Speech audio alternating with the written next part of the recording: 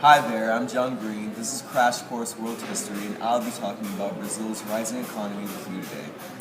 Like most economies, many countries have their own unique products to offer in the world trade market.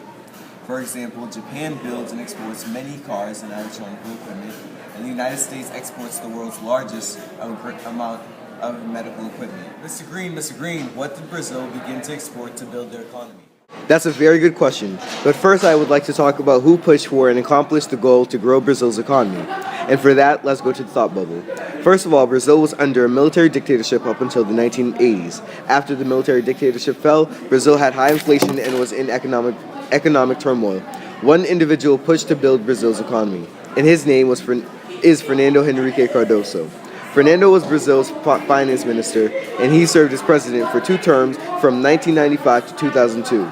In office, Fernando eliminated inflation, opened up markets, and instituted social programs that helped launch Brazil on its present path.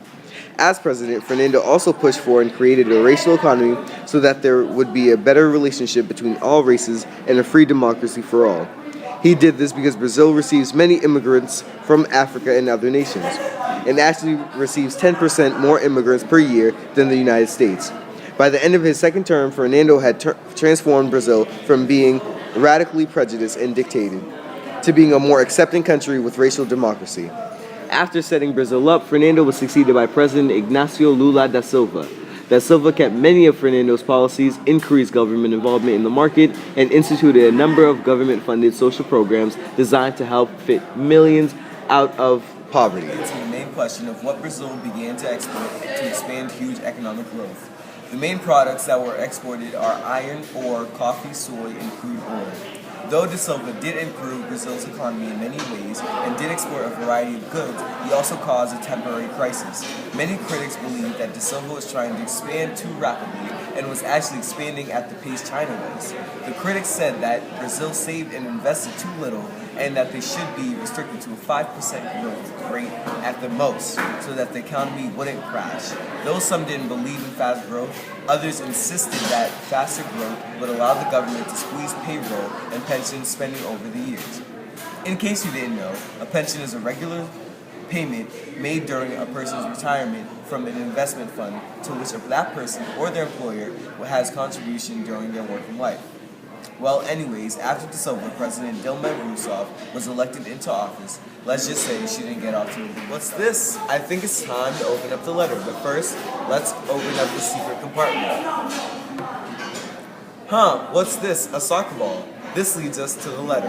Rousseff. Hi there, it's me, John Green, and as you probably know, hosting the World Cup in Brazil may have been the worst idea that you have ever made. First of all, the stadium in Brazil was the second most expensive stadium ever built in the world, and total cost was $900 million. The budget supposed to be $300 million, but alleged fraud caused it to triple. Many Brazilians were totally against the money put into it, especially since there were faults in the stadium structures that were built. I think you should have known to stop after this disaster that finally ended this year in 2014, but you were already well off into building the Olympic Stadium for the 2016 Summer Olympics. If the only reason why you started this project was to be the first country that held back-to-back events since the United States in 1994 and 1996, you might be brain dead. Just saying. As you may have begun to build the Olympic Stadium, Brazil has already faced many problems. I know that when you faced these two projects in the early 2000s, your economy was booming and that you had no fears. But by 2008, you didn't realize how much your economy would slow down. Like the World Cup Stadium, the budget was also gone way over the Olympic Stadium. And the worst part of this is that the money will eventually go to waste. On average, only 4,000 people go to each Brazil soccer game, but you insisted to create 46,000 seat stadiums. In conclusion, the problems that your country faced were very sudden and unexpected, but you should have been cautious about both projects in the first place. Sincerely, John Green. The problems that certainly helped the downfall of Brazil's economy, I would like to say a word about President Rousseff. First of all, did you know that Brazil's economy grew by 0.9% in 2012, while it only grew 4.5% in 2008 when Da Silva was in office? Don't worry, Rousseff, all countries' economies slow down after a boom.